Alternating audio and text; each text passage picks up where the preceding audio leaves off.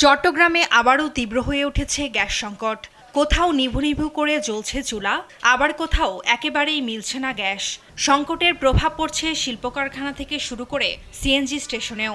Gas ও বিদ্যুৎ সংকটে চরম দুর্ভোগে পড়েছেন নগরবাসী। শিল্প উৎপাদন ব্যাহত হচ্ছে। সবচাইতে বেশি বিপর্যয়ের মুখে আছে রপ্তানিমুখী শিল্প।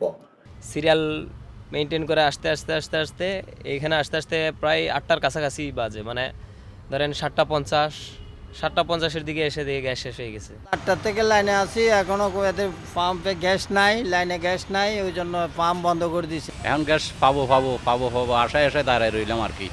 এখন তো গ্যাস আসতেছে না, লাইনে গ্যাস নাই। ওরা বলতেছে আবার রাত্রি 9টা দিব, কেউ বলে 11টায় দিব রাত্রে। এখন আমরা সারাদিন কি করব? গাজীপুরে দৈনিক 590 মিলিয়ন ঘনফুট গ্যাসের চাহিদার বিপরীতে সরবরাহ মিলছে 360 মিলিয়ন ঘনফুট। সবচেয়ে বেশি ধুঁকছে পোশাক ও টেক্সটাইল খাত। আবাসিক খাতে মিটারবিহীন ডাবল চুলার সংখ্যা 2,22,000-এর বেশি। তিতাসের কিছু অসাধু কর্মকর্তা ও সিন্ডিকেটের যোগসাজশে চলছে বিপুল সংখ্যক অবৈধ সংযোগ। এদিকে সিএনজি স্টেশনগুলোতেও গ্যাসের চাপ 15 পিএসআই থেকে কমে 4 থেকে 8 পিএসআইতে নেমে আসায় পরিবহন সংকটে পড়েছেন সাধারণ মানুষ।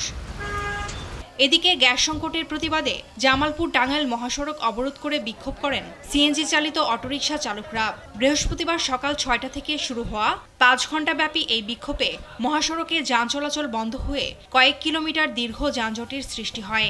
এতে ভোগান্তিতে পড়েন সাধারণ মানুষ। সারা রাত ধরে এই লাইনে দাঁড়িয়ে থাকার পরে এখন লাইনের কাছে পাম্পের কাছে আসার পরে লাইনে গ্যাস আসতেছে না। মানে প্রতিদিন এরকমই হতে ড্রাইভার আজকে অবরোধ করতেছে।